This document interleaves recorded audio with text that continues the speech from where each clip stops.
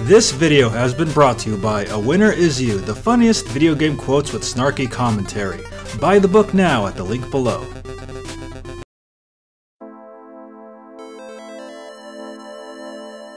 Welcome to Awesome Video Game Memories, where we talk about awesome memories about video games. I'm Ryan, and the game we're going to talk about today is Streets of Rage! Brrr!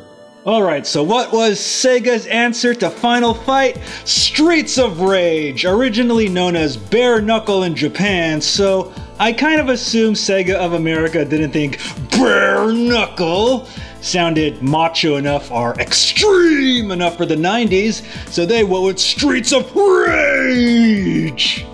And judging by all the cafes, all the diners, and the strip clubs, I assume these streets are filled with rage. Because, bare knuckle doesn't really capture that whole rage feel, bare knuckle, bare fist, bare.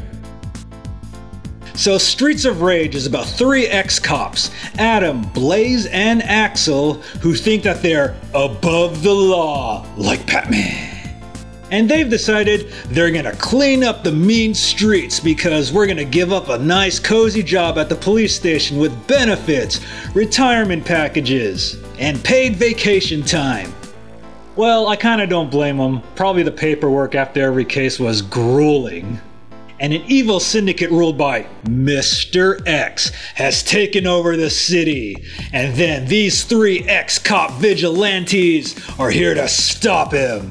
So pretty much just like any beat-em-up game in the 90s, you have Blaze, the fast character, Axel, kind of the average character who's not fast or strong, but just in the middle, and then you got Adam, who's the powerhouse, but he's really slow.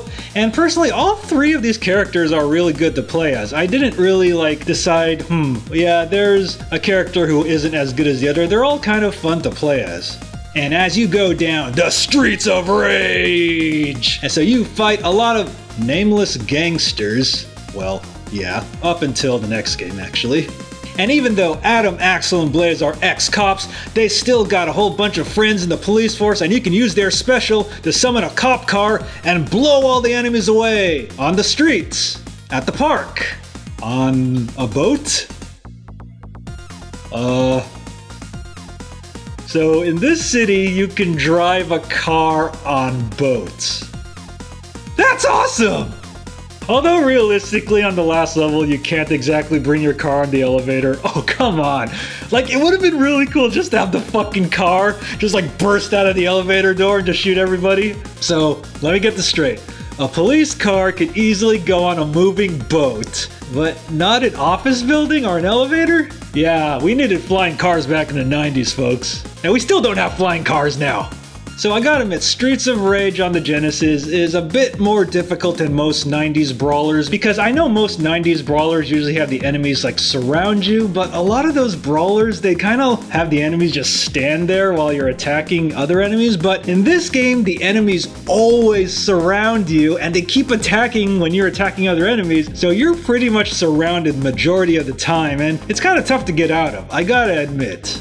Of course, they improved this in the sequel, but what does make this game pretty hard is you're surrounded by thugs at pretty much any given time, which definitely makes the bosses pretty difficult to defeat. Now, most of the bosses are kind of average, tough, but then by the time you start fighting the Blaze clones on the ship, that's when the game starts getting really, really hard. And what sucks is, when you fight these Blaze clones, they're really hard to grab and punch, and you just have to get lucky and hopefully not waste all your continues, because most of the game is pretty difficult at times. And once you get to this point, this is probably where you're going to waste all your continues. Oh, and also what sucks is you gotta fight the Blaze clones again before you fight Mr. X. And of course, just like most 90s fighters, when you punch objects and get power-ups from them, it's actually kind of hilarious. Oh, hey, that trash can has money in it. That trash can has gold bars. I love my barrel barbecue. That was from Final Fight. And probably the only game in the series to actually do this thing is when you get to Mr. X, you can pretty much tell him so you want to be Mr. X's underling? Okay. You can say yes and rule the underworld. Yes, I am now the king of the syndicate, and these will now be my streets of rage.